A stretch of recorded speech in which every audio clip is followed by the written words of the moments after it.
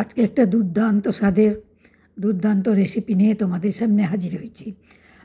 সকলেই ভালো আছো আশা করি।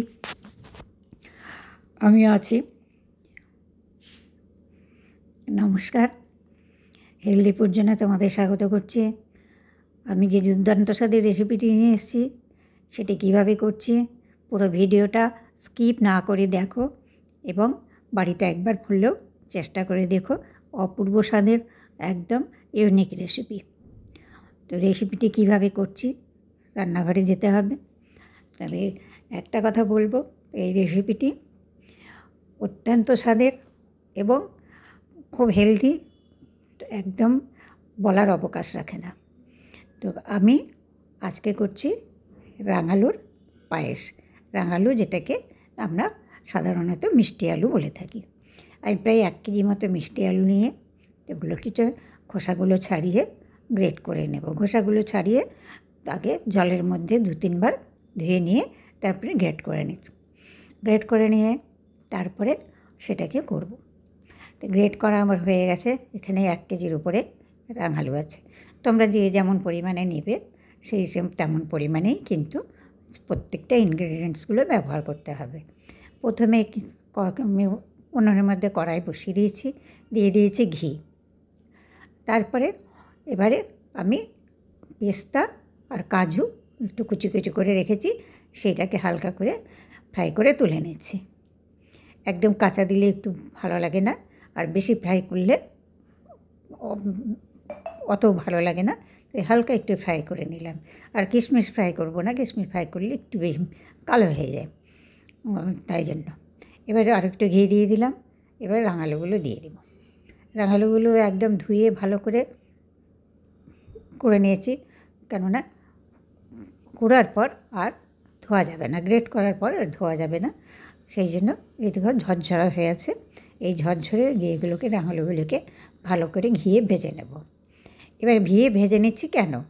ঘিয়ে ভেজে নিচ্ছি এই কারণের জন্য যে পায়েসের মধ্যে রাঙালু যদি এমনি রাঙালু দেওয়া যায় তাহলে ছাতু হয়ে যাবে একদম দুধে। তাহলে সেক্ষেত্রে পায়েসের কোনো ভূমিকা থাকবে না। রাঙালুগুলিকে সুন্দর ঘিয়ের মধ্যে ভেজে নেব।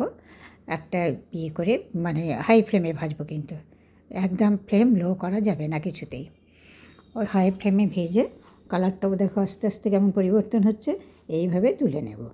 তাহলে রাঙালুর যে পায়েসের মধ্যে সুন্দর, মুখের মধ্যে রাঙালুর যেমন আমরা পায়েস খাই চালের, ঠিক সেরকম লাগবে খেতে। রাঙালুটা মুখে পড়বে, কিন্তু কাউকে না বললে শর্ট করে কেউ ধরতে পারবে না যে এটা কিসের পায়েস। চলো, রাঙালু ভাজা হয়ে গেছে। এবার চলে যাই পায়েসের পাশে। দিয়ে দিলাম ঘি দিয়ে এবার তেজপাতা দিয়ে দিলাম। আর তেজপাতা দিয়ে গোটা গরম মশলার মধ্যে কিছু দিলাম আমি এলাচ। মুখগুলো ফাটিয়ে কটা এলাচ প্রথমে আমি ঘিয়ের মধ্যে ভেজে নিলাম। তার একটা সুন্দর সুঘ্রাণ বেরিয়েছে ঘিয়ের সাথে। এইবার দিয়ে দেবো আমি দুধটা নিজেরই পরিমাণ মতো। এবার দুধটাকে মারতেও হবে খানিকটা। তো আমি দুধ দিয়ে দিলাম প্রায় 1.5 লিটার দুধ দিয়ে দিয়েছি। দুধটা ভালো করে ফুটিয়ে নেব। তো বন্ধুরা, যারা নতুন বন্ধু আছো তারা আমার ভিডিওটি ভালো লাগলে সাবস্ক্রাইব করে পাশে থেকো, একটা লাইক দিও, কমেন্ট করো, ভিডিও করতে উৎসাহ পাবো। এর মধ্যে আমি কিন্তু মিশিয়ে দিলাম খানিকটা 250 গ্রাম মতো খোয়া ক্ষীর, 250 একটু কমই হবে। আর দিয়ে দিলাম একটু গুঁড়ো দুধ, জিনিসটাকে আর একটু টেস্টি বানানোর জন্য। দুধটা মারতে যতটা সময় লাগবে ঘন হতে, তার চেয়ে একটু কম সময়ে ঘন হয়ে যাবে। আর ক্ষীরের একটা আলাদাই স্বাদ আসে। সব দুধটাকে ফুটে গেছে, ঘন হয়ে গেছে। এবার মিষ্টি ঘন হতে গিয়ে একটু সময় লাগবে। সেই সময় তো এখানে নেওয়া যাবে না, ভিডিওটাকে তো তাড়াতাড়ি শেষ করতে হবে। দীর্ঘ হলে তো দেখতে চাইবে না, কেউ দেখবে না।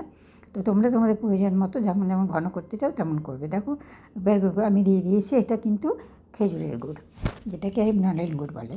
এবার দিয়ে দিলাম আমি কিন্তু আবার এলাচ, 6-7টা এলাচ মুখটা ফাটিয়ে দিলাম। এর একটা আলাদা সব সেন্ট বেরোবে। এবার দিয়ে দিলাম, দেখো ঘন হয়ে গেছে দুধটা। এবার দিয়ে দিলাম খানিকটা কাজু আর পেস্তা দিয়ে দিলাম। দিয়ে ভালো করে নাড়িয়ে নিচ্ছি। নাড়িয়ে বেশ আর একটু ঘন হবে। কেননা আমি রাঙালুগুলো দিচ্ছি।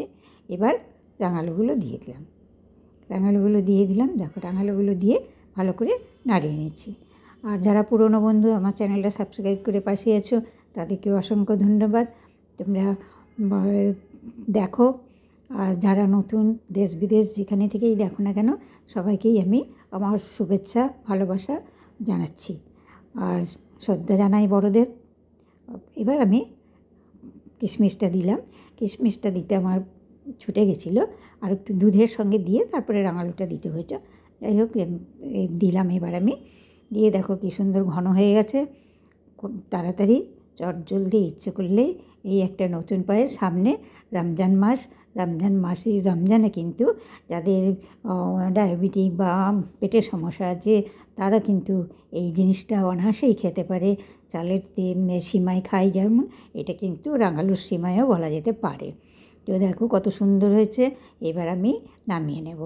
এটা কিন্তু আসন্ন রমজান মাসে খুবই তাদের জন্য ভীষণ ভালো, উপকারী এবং হেলদি। দেখো নামানো হয়ে গেছে সুন্দর। আর একটু পাতলা নামালে আরও ভালো হবে, কেননা এটা কিন্তু টেনে নেবে দুধগুলো। এবার উপর থেকে আমি গার্নিশ করে দিচ্ছি সেই ভাজা পেস্তা আর কাজু দিয়ে, পুরো গার্নিশ করে দিচ্ছি। তো তোমাদের কেমন লাগলো বন্ধুরা? যদি আমার ভিডিওটি বা আমার রেসিপিটি তোমাদের ভালো লাগে, প্লিজ পাশে থেকো, লাইক কমেন্ট শেয়ার করো, আর চ্যানেলটি সাবস্ক্রাইব করে পাশে থেকো। আমি নতুন ভিডিও করতে উৎসাহ পাবো। আর তোমাদের কাছে আরও ইউনিক সুন্দর সুন্দর ভিডিও আমি নিয়ে আসবো। আমার হাতে একটু সময় কম বলে আমি প্রতিদিন আসতে পারি না, কেননা আমার সার্ভিস আছে। সার্ভিস করে তারপরে আমার এইসবের দিকে টাইম দেওয়া একটু কম হয়ে যায়। এই যে দেখো আমি এটা টেস্ট করতে দিচ্ছি। যাই হোক, ভিডিওটি দেখার জন্য তোমাদেরকে অসংখ্য ধন্যবাদ। আজকের মতো এখানেই শেষ করছি ভিডিওটি। ভালো থেকো, সুস্থ থেকো, টাটা, বাই বাই।